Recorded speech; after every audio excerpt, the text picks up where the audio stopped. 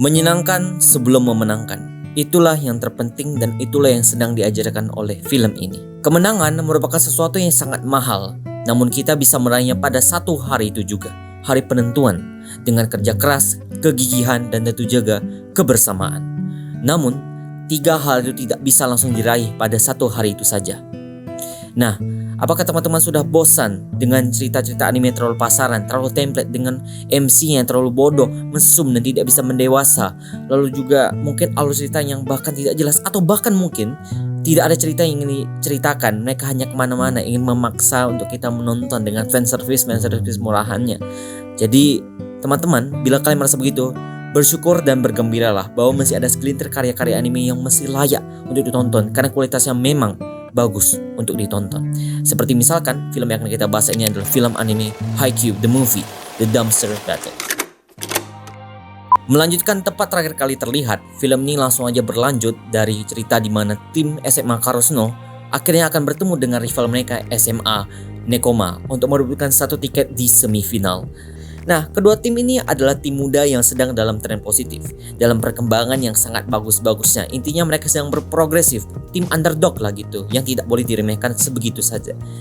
Di satu sisi, tim ini sudah tidak asing dengan satu sama lainnya, dikarenakan selain dari sejarah panjang kedua sekolah mereka sendiri sudah pernah sparring bersama, latihan bersama, tanding mini, fun, volleyball gitu, yang membuat mereka juga walaupun di dalam lapangan mereka saling musuhan, tapi pada akhirnya di luar lapangan mereka sangat bertemanan gitu, sangat enjoy, sangat nikmati, bahkan bisa dikatakan rival di lapangan tapi teman di luar lapangan. Intinya sangat akrab lah gitu kalau dilihat sportivitas mereka. Jadi bila dibandingkan tim manapun yang akan kalian dukung, kedua tim ini sangat amatlah seimbang, memiliki kualitas yang tidak bisa diremehkan dan kedua tim sangat bisa menyerang dari sisi kelemahan masing-masing. Bila Nekoma kekurangan di sini, maka Karasuno akan menyerang di sisi itu dengan kelebihan mereka. Sebaliknya, jika Karasuno kelemahannya di sini, maka tim Nekoma akan menyerangnya dengan kelebihan mereka untuk menyerang di situnya. Jadi dengan cerita seperti demikian, siapa yang akan benar-benar menang? Karena kedua tim ini sangat amat seimbang begitu ya. Nah, sebelum kita membahas lebih lanjut, izinkan saya untuk bercerita off topic sekilas perasaan saya sebelum dan setelah menonton film ini.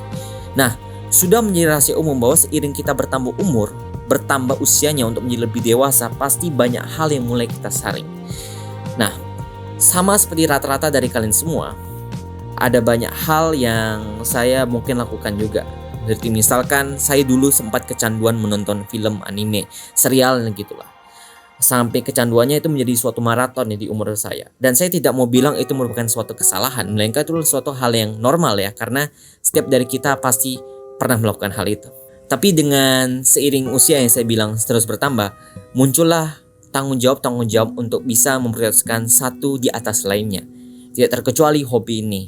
Jadi ketika saya mulai bertambah umur dan saya mulai memiliki selera-selera yang mulai meningkat seiring waktunya, saya ingin memastikan bila memang ini harus saya nonton, mereka harus bisa dipastikan memang menghibur, memang berkualitas, dan kalau bisa menguatkan suatu emosi, suatu nilai yang baru pada hidup saya. Karena pada ujungnya mereka adalah suatu bentuk hiburan. Saya menonton kalau memang bisa menghibur saya dan memang cocok dengan selera saya. Dan saya bersyukur bahwa film Haikyuu the Movie ini merupakan salah satu dari sekian yang bisa saya temukan seiring waktu ini.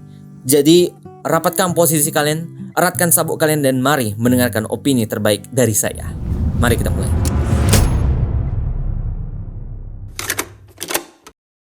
Bagi para penikmat film anime yang sudah cukup berpengalaman, pasti sudah sadar ya bahwa format film ini, tipe film ini merupakan tipe film yang tidak dikhususkan buat untuk seperti film non-canonnya, film sequel yang dengan elemen cerita yang megah, atau bahkan spin-off atau apapun itulah. Justru ini adalah tipe film anime yang merupakan sesederhana gabungan dari 2 atau lebih 3 episode gitulah, disatukan menjadi satu kesatuan yang sangat amat rapat dan dibuat dengan efisien dan memaksimalkan potensinya dalam format movie. Itu saja simpelnya. Jadi bagi teman-teman yang memiliki ekspektasi lebih untuk bisa mendapatkan selevel Ghibli, selevel Makoto Shinkai, ini jelas tidak akan kalian temukan.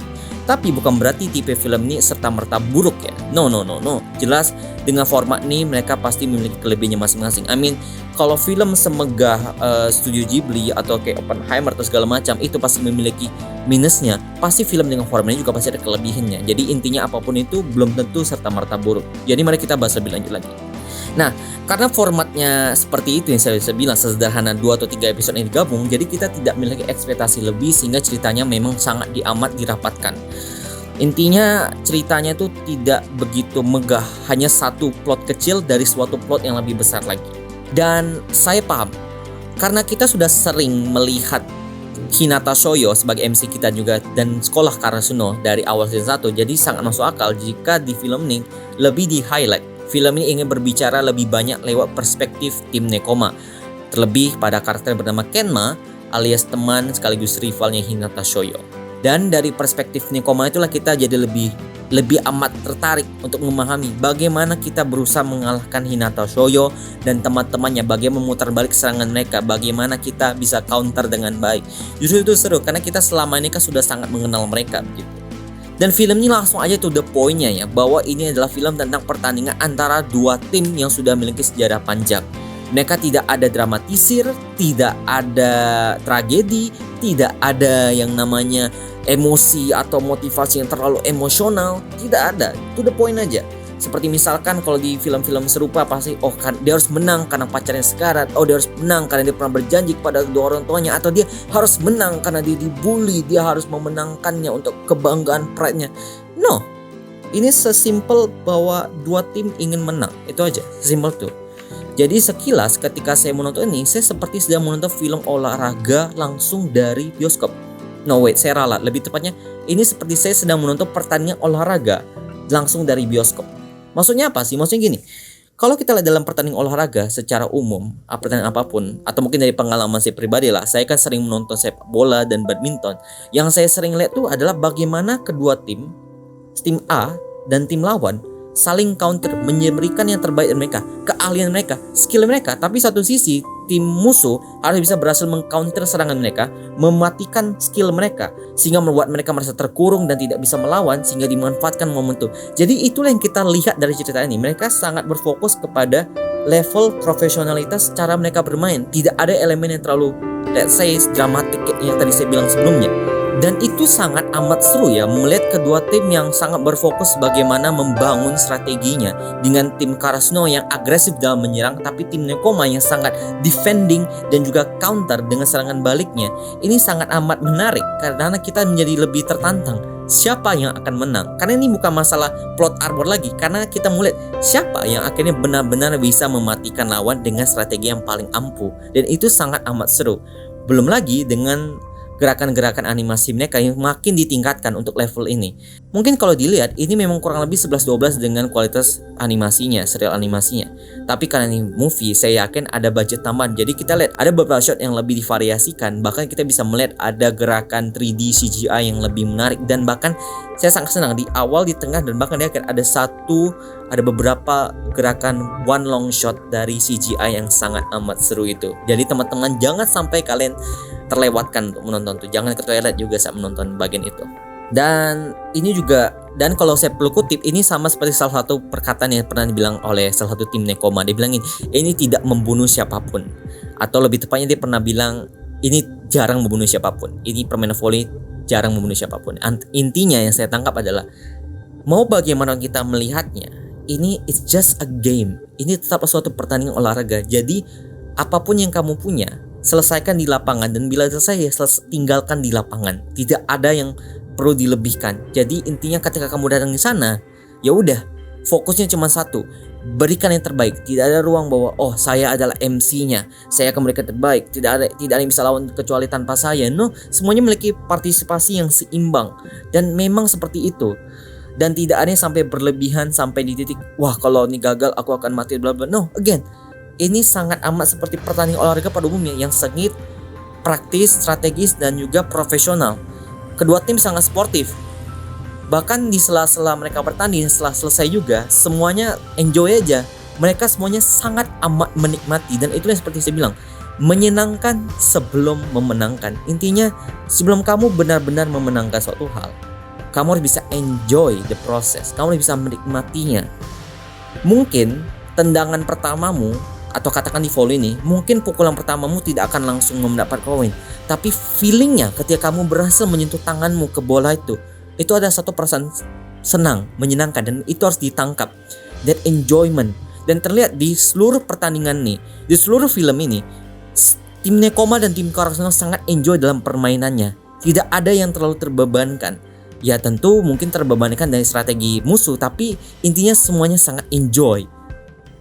Dan itu semua saking menyenangkannya bagi saya untuk menontonnya, sampai di titik dimana saya sudah tidak begitu peduli yang menang Nekoma ya tim Karasuno, ya sudah siapapun itu, karena sudah sangat serunya, karena kedua tim memang menunjukkan kualitasnya gitu, bukan tipe yang wah satu dicurang itu bla bla, tapi ini serius sangat amat sportif gitu, sangat amat keren untuk dilihat. Teman-teman coba lihat aja nanti. Dan oleh karena itu, saya pikir kesederhanaan cerita ini dimana ingin menampilkan pertandingan yang amat profesional dan juga sportif, mengutamakan menyenangkannya daripada memenangkannya, itulah menjadi hal yang sangat impresif bagi saya. Satu hal yang menjadi sangat berkenang bagi hati saya setelah selesai menonton film ini. Jadi teman-teman, ini menjadi pelajaran yang sangat berharga bagi kita semua. Jadi, with all that being said, mari langsung aja kita langsung rank up film ini. So, The Great Decisive Dumpster Battle of Haikyuu, I will give it a 85% with a B+. Luar biasa.